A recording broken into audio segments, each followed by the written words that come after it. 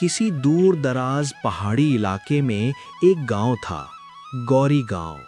वो गांव बाकी गांवों से अलग था क्योंकि वहां के लोग शाम होते ही अपने दरवाजे बंद करके घरों के अंदर ही रह जाते थे। गांव के किनारे एक पुराना, जर्जर और रहस्यमय घर था जिसे सब लोग भूतों का घर कहते थे। वर्षों से वो घर सुनसान पड़ा था, लेकिन रात होते ही वहां से अजीब आवाजें आती थीं, कभी रोने जैसी, कभी हंसी जैसी, और कभी-कभी ऐसा लगता जैसे कोई मदद के लिए पुकार रहा हो। उसी गांव में एक साहसी लड़का रहता था, शिव प्रसाद। उसकी उम्र ज्यादा नहीं थी, लेकिन उसका दिल बहुत बहादुर था। जहां दूसरे बच्चे भूतों की बात सुनकर डर जाते थे, वहीं शिव प्रसाद इन बातों पर विश्वास नहीं करता था। वो हमेशा कहता था, डर तो हमारे मन के अंदर होता है। गांव के बुजुर्ग उसे हमेशा चेतावनी देते, उस घर के पास मत जाना। एक दिन शाम को गांव के बुजुर्ग चौपाल में बैठकर फिर उसी घर की बात कर रहे थे। कल रात फिर से आवाज आई, एक बुजुर्ग ने कहा। शिव प्रसाद ये बात ध्यान से सुन रहा था और उसके मन में जिज्ञासा बढ़ गई, आखिर कोई जाकर देखता क्यों नहीं। उस रात पूरे गांव में सन्नाटा छाया हुआ था। सब लोग सो चुके थे, लेकिन शिव प्रसाद की आंखों में नींद नहीं थी। उसने धीरे से दरवाजा खोला और चुपचाप उस भूतिया घर की ओर चल पड़ा। घर के पास पहुंचते ही उसका दिल तेजी से धड़कने लगा। टूटी हुई खिड़कियां, काई लगी दीवारें और आधा खुला दरवाजा, सब कुछ डरावना लग रहा था। उसने धीरे से दरवाजा धक्का दिया। चूं की आवाज के साथ दरवाजा खुल गया। अंदर अंधेरा और धूल की गंध फैली हुई थी। वो सावधानी से अंदर गया। उसके कदमों की आवाज खड़ खड़ करते हुए गूंज रही थी। दीवारों पर पुराने चित्र टंगे हुए थे। अचानक ऊपर से धड़ाम की आवाज आई। वो चौंक गया, लेकिन भागा नहीं। उसने हिम्मत करके पूछा, कोई है? लेकिन कोई जवाब नहीं आया। वो सीढ़ियां चढ़कर ऊपर गया। एक कमरे का दरवाजा खुला हुआ था। तभी उसे किसी के रोने की आवाज सुनाई दी। कौन है वहां? उसने कांपती आवाज में पूछा। वो धीरे धीरे दरवाजे की ओर बढ़ा। अंदर घुप अंधेरा था, लेकिन कुछ हलचल महसूस हो रही थी। अचानक ठंडी हवा चली और दरवाजा धड़ाम से बंद हो गया। शिव प्रसाद स्तब्ध रह गया। उसका शरीर कांप रहा था, लेकिन वो अपनी जगह पर डटा रहा। तभी पीछे से एक धीमी फुसफुसाहट सुनाई दी, यहां से चले जाओ। वो धीरे धीरे पीछे मुड़ा, लेकिन वहां कोई भी नहीं था। अब उसके दिल में असली डर शुरू हो चुका था, लेकिन ये तो बस शुरुआत थी। शिव प्रसाद वहीं खड़ा गहरी सांस ले रहा था। उसके कानों में अब भी वो फुसफुसाती आवाज गूंज रही थी, यहां से चले जाओ। लेकिन उसने खुद को संभाला। डर कर भागना नहीं, समझना है, उसने मन ही मन कहा। उसने फिर से दरवाजा खोलने की कोशिश की। दरवाजा चरमराता हुआ धीरे धीरे खुल गया। अंदर अब भी अंधेरा था, लेकिन इस बार उसने ध्यान से देखना शुरू किया। कमरे के एक कोने में सफेद सी हलचल दिखाई दी। वो धीरे धीरे आगे बढ़ा। उसका दिल तेजी से धड़क रहा था, लेकिन उसके कदम नहीं रुके। पास पहुंचने पर उसने देखा, वो एक इंसान जैसी आकृति थी, लेकिन पूरी तरह सफेद धुएं जैसी। शिव प्रसाद ठिठक गया, लेकिन भागा नहीं। तुम कौन हो? उसने पूछा। आकृति ने धीरे से अपना सिर उठाया। उसकी आंखों में गहरा दुख था। मैं यहां से जा नहीं सकता। उसकी आवाज बहुत कमजोर थी। अब शिव प्रसाद को डर से ज्यादा जिज्ञासा होने लगी। क्यों? उसने पूछा। आकृति ने कहा, मुझे यहां अन्याय ने बांध रखा है। कमरे के अंदर ठंडी हवा चलने लगी, खिड़की चरमराने लगी, लेकिन शिव प्रसाद बिना डरे और पास गया। तुम्हें किसने बांधा? उसने पूछा।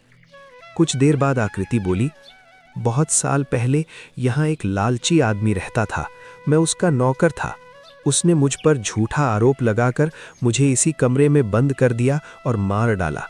इसलिए मेरी आत्मा यहीं अटकी हुई है। यह सुनकर शिव प्रसाद सिहर उठा, लेकिन उसने हिम्मत जुटाकर कहा, तो तुम्हें मुक्त करना होगा। आकृति की आवाज में उम्मीद झलकने लगी। लेकिन ये आसान नहीं है। मेरे सच को गांव वाले भूल चुके हैं। शिव प्रसाद ने दृढ़ होकर कहा, मैं तुम्हारा सच सबको बताऊंगा। तभी अचानक एक जोरदार आवाज गूंजी। कमरे का अंधेरा और गहरा हो गया। आकृति घबराकर बोली, जल्दी जाओ, सुबह होने से पहले यहां रहना खतरनाक है। शिव प्रसाद डर गया। क्यों? उसने पूछा। आकृति ने धीमे से कहा, यहां मैं अकेला नहीं हूं, और भी हैं। अचानक नीचे से भारी कदमों की आवाज आने लगी। धम धम, जैसे कोई सीढ़ियां चढ़ रहा हो। शिव प्रसाद का शरीर कांपने लगा। भागो! आकृति चिल्लाई। अब उसने बिना सोचे दौड़ लगा दी। सीढ़ियां उतरते हुए वो लगभग गिर ही जाता, लेकिन खुद को संभाल लिया। दरवाजे तक पहुंचकर उसने जोर से धक्का दिया। दरवाजा खुल गया और वो बाहर निकल आया। ठंडी हवा ने उसे होश में ला दिया। वो दौड़ता हुआ अपने घर पहुंचा। घर पहुंचते पहुंचते वो थक कर हाँफने लगा। उसने दरवाजा बंद किया और दीवार का सहारा लेकर खड़ा हो गया। उसके मन में सिर्फ एक ही बात थी, वो भूत डराने वाला नहीं, उसकी पीड़ा सच्ची है। उस रात उसे नींद नहीं आई। अब उसका डर धीरे धीरे साहस में बदल रहा था। उसने मन ही मन एक फैसला कर लिया, मैं उस आत्मा को मुक्त कराऊंगा। उस रात के बाद शिव प्रसाद की जिंदगी पहले जैसी नहीं रही। उसके मन में अब डर से भी बड़ा एक उद्देश्य जन्म ले चुका था, उस अन्याय में बंधी आत्मा को मुक्त कराना। सुबह जल्दी उठने पर भी उसकी आंखों में नींद नहीं थी, लेकिन उसके विचार बिल्कुल साफ थे। उसने मन ही मन कहा, अब मैं सच की खोज करूंगा। गांव के लोग अपने काम में व्यस्त थे, लेकिन शिव प्रसाद सीधे गांव के सबसे बुजुर्ग आदमी जगन्नाथ बाबा के पास पहुंचा। उन्होंने बहुत कुछ देखा और जाना था। उस भूतिया घर का पुराना सच क्या है? शिव प्रसाद ने पूछा। शुरुआत में बाबा चौंक गए, लेकिन जब शिव प्रसाद ने पूरी बात बताई तो वे गंभीर हो गए। उन्होंने कहा, बहुत साल पहले उस घर में रत्न बहादुर नाम का एक लालची आदमी रहता था।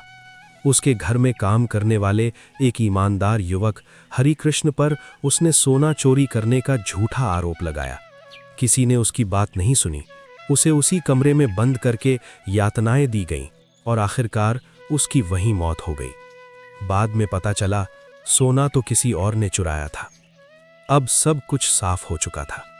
शिव प्रसाद ने बाबा का धन्यवाद किया और गांव वालों को इकट्ठा करने का फैसला किया। शुरुआत में किसी ने उसकी बात पर विश्वास नहीं किया, लेकिन उसने हार नहीं मानी। अगर सच को स्वीकार नहीं किया गया तो वो आत्मा कभी मुक्त नहीं होगी, उसने दृढ़ता से कहा। आखिरकार कुछ लोग उसके साथ जाने के लिए तैयार हो गए।